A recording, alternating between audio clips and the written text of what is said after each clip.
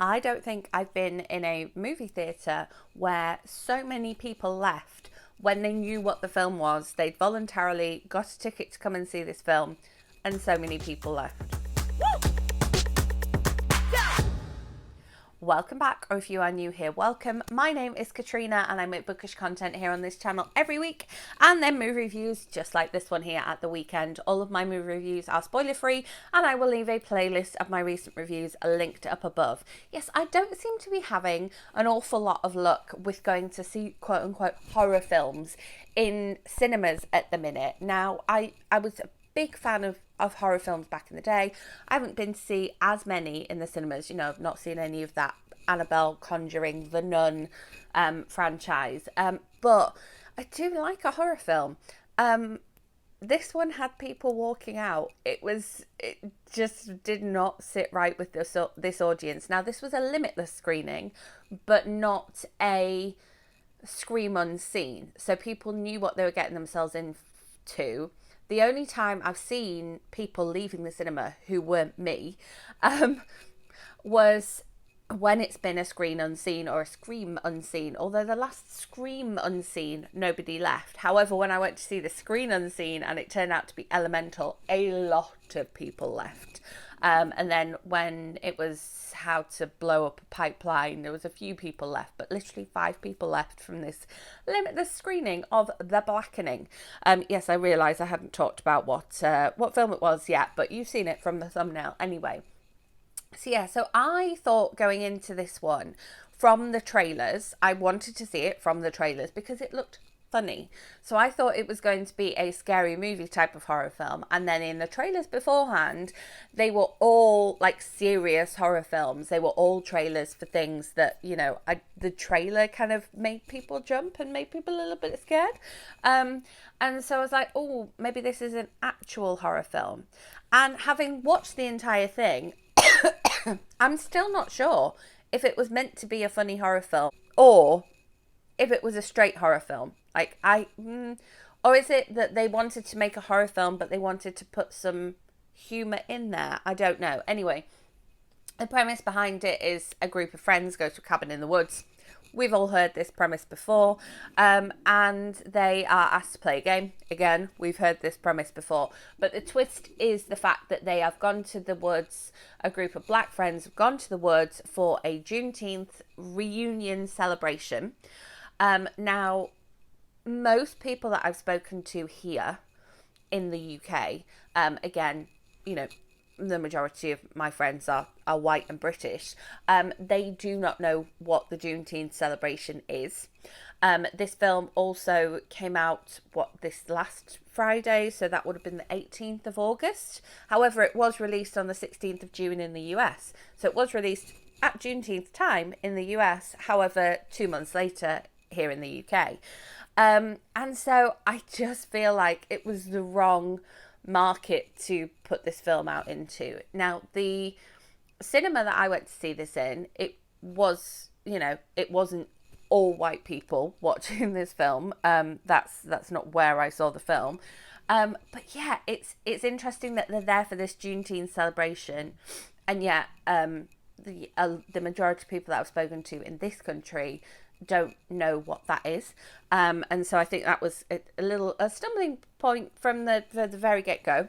And then yes, the game that they need to play is all linked around kind of like black culture, and the person like asking the questions in the game is a character that's like a Sambo blackface character, which is like, it's really creepy. It's not great. And then there's Confederate flags and a Jim Crow like TV series thing that's all linked into this. So I see where they were going with the film.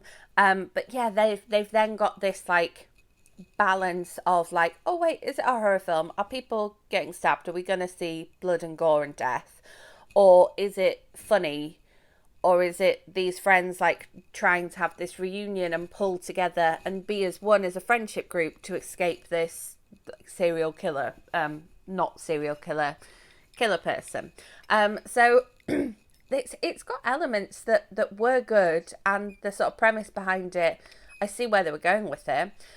It's very funny because there's a park ranger in the film who is called B White, so he's Ranger White, but his name tag reads B White, so that's funny. And then there's a point where you have seen in the trailer as well where someone's like proving that they are not like the blackest, because everybody knows that the black character dies first in the film, but again on the poster that you'll have seen in the thumbnail, it said we can't all die first, so proving who was the blackest. And he was like, well, I can't be the blackest because I voted for Trump twice. And then all the questions that they have to answer in this game are all linked with black culture, and it's like, you know, name all the black characters, the black actors who guest starred in the sitcom Friends.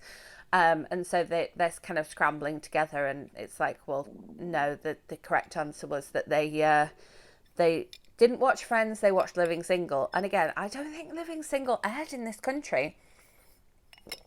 And so it's kind of like, I can see why people walked out, because I feel like this wasn't the market to introduce this in, or else the film itself was too specifically like black American culture and not black culture overall. It was, yeah. And then I don't really have an issue with the acting or the pacing. Like, it was a decent length of film. It was just over an hour and a half, which is great. It wasn't too long. It didn't feel too long, but I'm just feel like it was having a bit of an identity crisis, slash it wasn't having an identity crisis, but its identity just didn't work in a UK mainstream audience.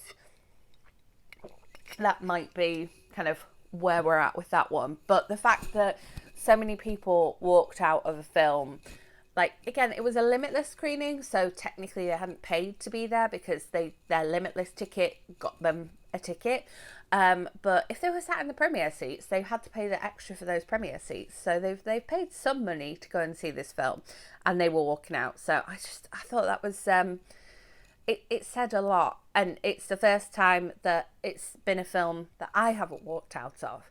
However, I think if I didn't have a specific time frame that I was watching this film in, and I had something happening at the end of that time frame, literally next door to the cinema, I probably would have left, because it was just like, oh, it made me cringe quite a lot going through, and I still don't really know what they were trying to do with the film.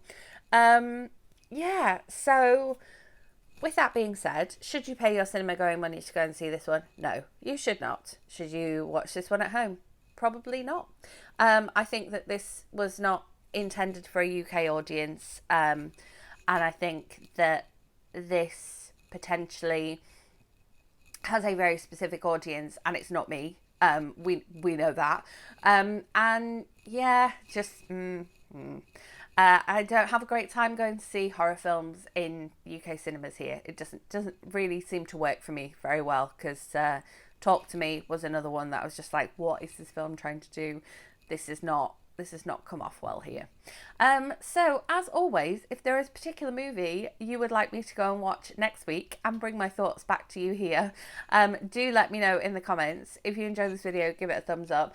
I will be back with more bookish content for you in the week, so hit that notification bell so you don't miss out on that, and make sure you're subscribed so you don't miss my movie review coming your way next weekend.